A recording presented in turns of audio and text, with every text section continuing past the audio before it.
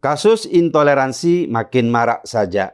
Dalam 2 bulan ini ada 6 kasus yang terjadi. Beberapa pelaku sudah digelandang ke kantor polisi, tapi beberapa yang lain hanya berakhir dengan mediasi.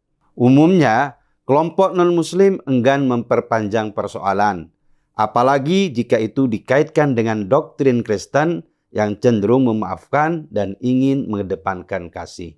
Alhasil, para pelaku intoleran ngelunjak. Mereka merasa superior dan berada di atas hukum. Inilah pentingnya bersikap tegas, karena bersikap toleran pada pelaku intoleran itu salah kaprah, dan pada akhirnya hanya akan membuat mereka jumawa dan menang-menangan.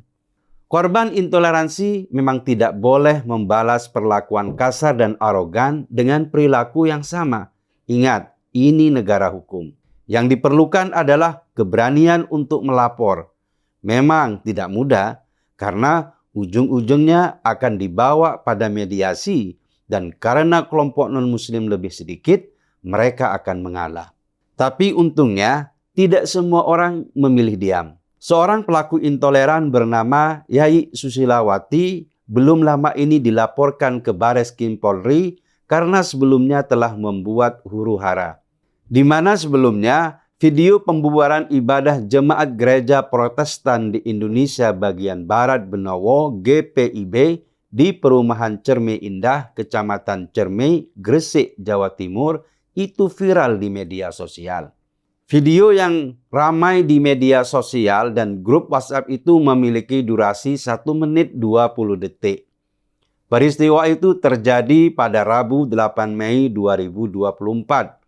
Dalam video tersebut, terlihat satu keluarga tiba-tiba mengganggu aktivitas ibadat jemaat GPIB Benowo. Situasi tersebut pun mengundang perhatian warga sekitar dan berdatangan dengan upaya meredam situasi. Di dalam gereja ada jemaat berjumlah 30 orang sedang menjalankan ibadah. Yayi dan keluarga yang datang itu meminta agar jemaat menghentikan ibadahnya. Berhenti, berhenti, jangan nyanyi, ucap Yayi. Nyanyi lagi, hancur kamu, tambahnya. Belakangan diketahui, Yayi Susilawati ternyata seorang ASN di SMA Negeri 1 Cermai Gresik. Yayi berprofesi sebagai staf tata usaha di SMA tersebut. Menurut keterangan, awalnya keributan itu dimulai dengan parkir mobil jemaat menutupi akses menuju rumah Yayi. Tapi reaksi Yayi juga berlebihan.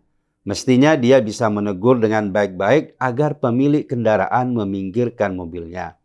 Apa yang dilakukan Yayi sudah masuk kategori pembubaran ibadah dan pengancaman.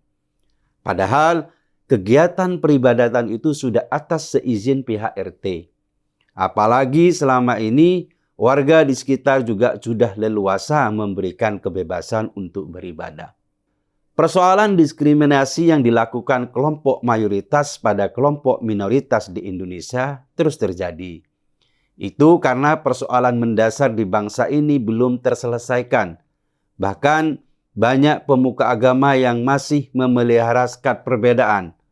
Di antara mereka banyak juga yang menyebarkan narasi berisi penghinaan dan merendahkan agama lain, tapi tidak mendapat tindakan. Supremasi hukum menjadi angan-angan karena desakan mayoritas tetap dinomorsatukan. Misalnya, ada gereja yang sudah berizin di Bogor, sewaktu mau melakukan pembangunan, warga protes dan gereja akhirnya batal dibangun di lokasi tersebut. Umat Kristen yang sudah mengantongi izin harus mengalah dan pindah lokasi. Padahal hak mereka sama, tapi tidak mendapatkan keadilan yang merata. Itulah fakta getir kerukunan beragama di Indonesia. Kerukunan dan kehidupan harmonis umat beragama hanya menjadi slogan dalam pidato. Tapi fakta di lapangan terdapat friksi seperti api dalam sekam. Sebelumnya di Pamulang, Banten, ada oknum RT yang memprovokasi warga, sehingga menimbulkan bentrok dengan mahasiswa Katolik yang sedang mengadakan kegiatan doa rosario. Dalam bentrokan itu terdapat luka akibat bacokan senjata tajam. Saat terjadi konflik, Sudah jelas yang salah umat mayoritas. Tapi ujung-ujungnya solusinya adalah mediasi. Inilah sebenarnya yang membuat kelompok intoleran itu besar kepala dan merasa dilindungi. Indonesia mengalami krisis toleransi. Pemerintah dan aparat hukum harus jemput bola, melakukan edukasi pada kelompok fanatik dan cubat nalar. Jangan menunggu ledakan baru mengambil tindakan. Keluarga intoleran yang meminta penghentian ibadah itu wajib ditangkap. Polisi jangan menyelesaikan kasus seperti ini dengan mediasi. Karena kalau aparat hukum permisif dan kompromistis dengan pelaku intoleran, mereka akan terus merasa arogan. Ibadah merupakan hak semua umat beragama. Hak ini dijamin oleh undang-undang. Maka siapapun yang mengganggu dan berusaha mencabut hak ini adalah seorang kriminal. Mereka harus dihukum karena Indonesia ini negara hukum, bukan negara yang dikuasai oleh mayoritas. Umat non-muslim juga harus berani melawan, menyuarakan perlawanan terhadap perilaku intoleran. Jangan diam. Jangan mau diakhiri dengan mediasi dan metre 10.000. Itu harga yang terlalu murah untuk kebebasan beribadah.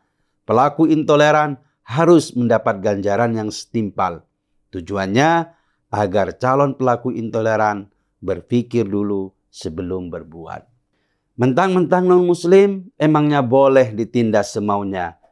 Ini negara hukum. Ini negara yang melindungi umat beragama untuk memeluk agama dan menjalankan ibadah menurutnya. Siapapun yang merampas kebebasan beribadah adalah musuh bersama. Muslim toleran dan non-muslim yang jadi korban intoleransi tidak boleh lagi hanya diam. Hanya ada satu kata, lawan.